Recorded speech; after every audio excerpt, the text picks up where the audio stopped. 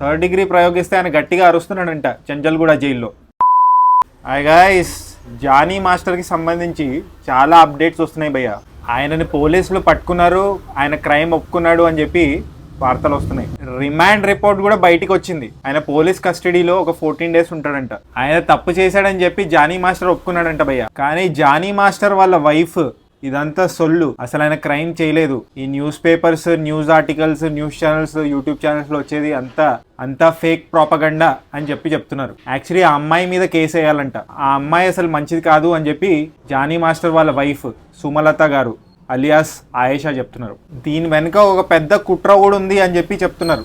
Meanwhile ఆమె మీద కూడా కేసు వేశారంట భయ్య. ఆమె ఇంకేమంటున్నారంటే, ఒకవేళ జానీ మాస్టర్ ఒప్పేసుకుంటే ఇంకా రిమాండ్ ఎందుకు?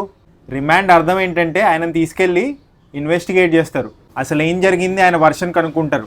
ఆయన ఒప్పేసుకుంటే ఇంకా జైల్లో వేసేయచ్చు కదా, ఆయనను శిక్షించేయచ్చు కదా, ఇంకా రిమాండ్ ఎందుకు అని చెప్పి ఆమె అంటున్నారు.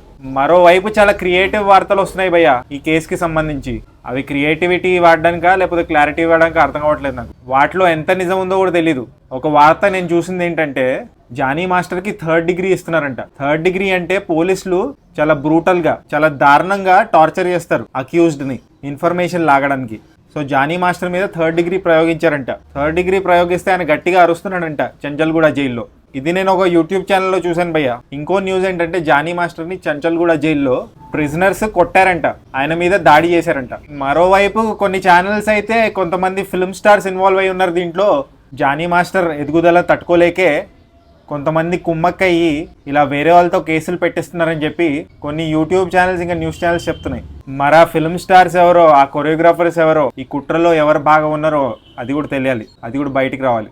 ఏది నిజమో అర్థం కావట్లేదు భయ్య. ఇవన్నీ నిజాలా లేకపోతే రూమర్సా తెలియాలి. అసలు జానీ మాస్టర్ వర్షన్ ఏంటి? పోలీసులు బయటికి త్వరగా వచ్చి అసలు వాస్తవం ఏంటి చెప్పాలి, ఎందుకంటే అసలు నిజం అనేది తెలియట్లేదు. పోలీసులు త్వరగా ప్రెస్ కాన్ఫరెన్స్ పెడితే బాగుంటుంది భయ్య. మీరేమంటారు? Let's wait and see what will happen in the future.